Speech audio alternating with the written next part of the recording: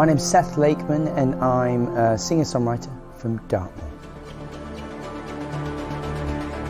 So I grew up in a musical family, going to folk clubs all the time, every weekend, right on the edge of Dartmoor there in Devon, and stories and those tunes in folk music became a big part of my life. I was absorbing them all the time. My father was a journalist for the Daily Mirror, so he was bringing stories all from around the West Country all the time, amazing stories, it was mind-blowing. And then he was helping to run a folk club, so that was something myself and my two brothers were really immersed in those teenage years. So we would go in there, soak up some of the musicianship from Richard Thompson, Martin Carthy, Dave Swarbrick, all the greats, Roger Wilson, Chris Wood, all these amazing artists, and we would just, it was a really, really lucky time to be hearing music in the 80s then.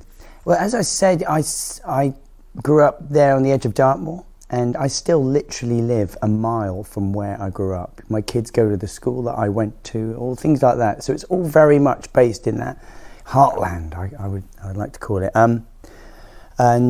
Stories became a big part of my life. My father, journalist for the Daily Mirror, constantly brings stories into the house, and I was always interested in local history. It was a big thing that I'd like to follow.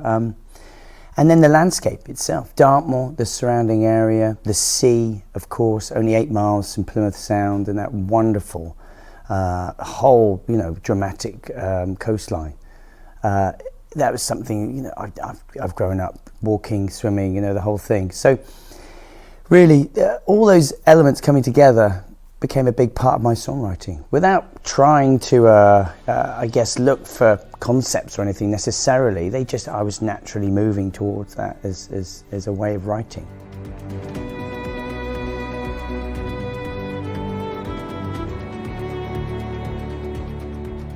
When I was 19, a good friend of mine, he stayed at my house, and then he said, I'm going to surfing the next morning.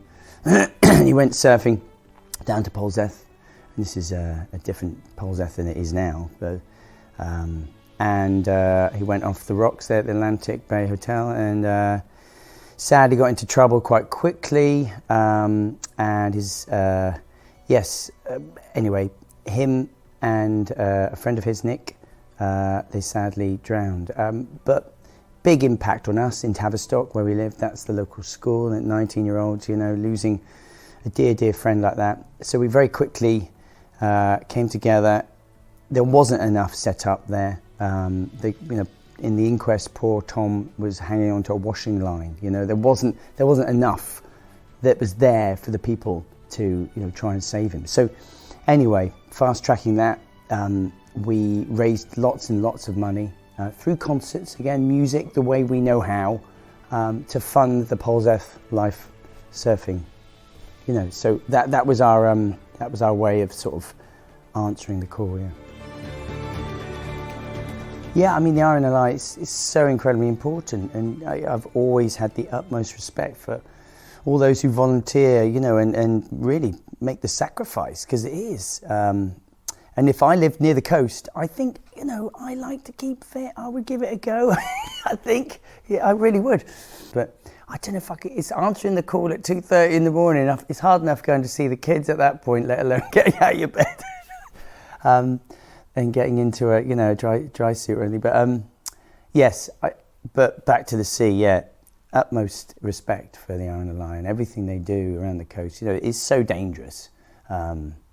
It's sometimes it's hard to fathom that, isn't it? I think my children are obsessed with Saving Lives at Sea show, and that's something I think that's a great education for children.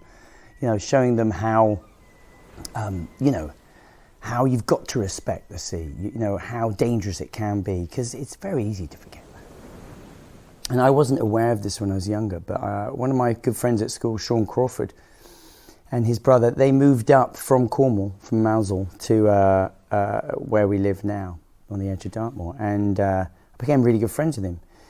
I didn't know any connection with the Solomon Browne or anything, but it was only later on when I'd written the song that I really realised all that connection. But anyhow, it's something on the 25th anniversary. It was marked, big occasion, and I remember my father writing a story for the Daily Mirror as part of it, and really that sort of inspired me to write a song to remember them as, you know, as a tribute to those 8 men who lost their lives.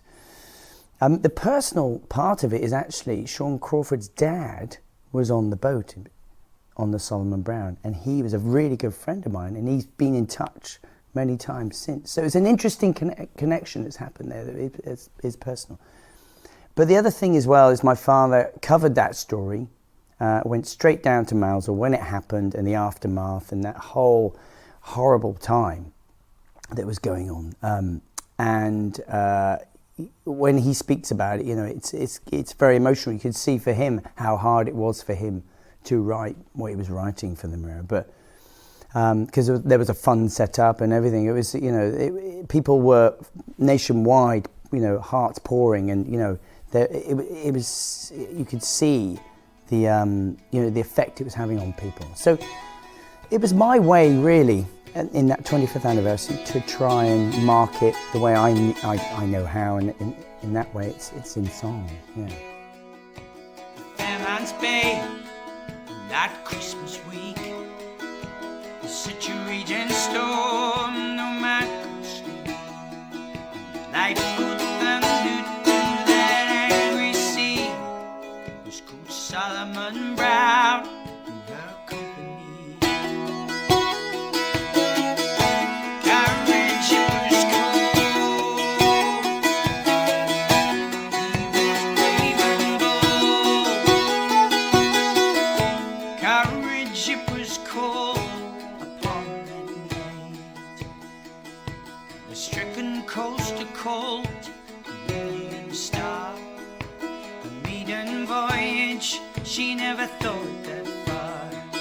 With Captain Morton and his four-man crew, what could she say but her daughters do? Never had a lifeboat, fought in vain. They all made a dash for port, but she tried again. In that mighty wave, it tossed them overboard into a watery grave. Courage, it was cold. Heroes brave and bold. Courage, it was cold upon that night. And back at Penlee Point, time stood still. The 12 young children cried for their fathers killed. The nation shed tears for years as the news went around. With the constant courage of our Solomon Browne. Courage, it was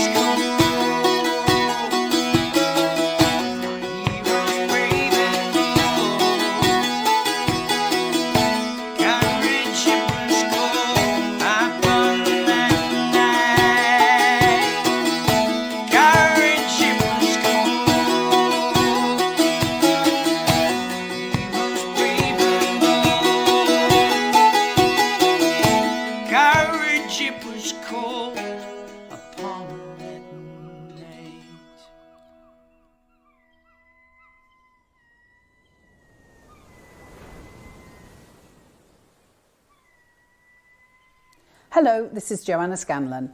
You've been listening to the RNLI's 200 Voices collection.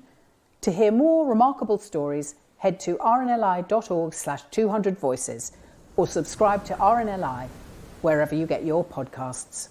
Thank you for listening. 200 Voices is produced for the RNLI by Adventurous Audio Limited.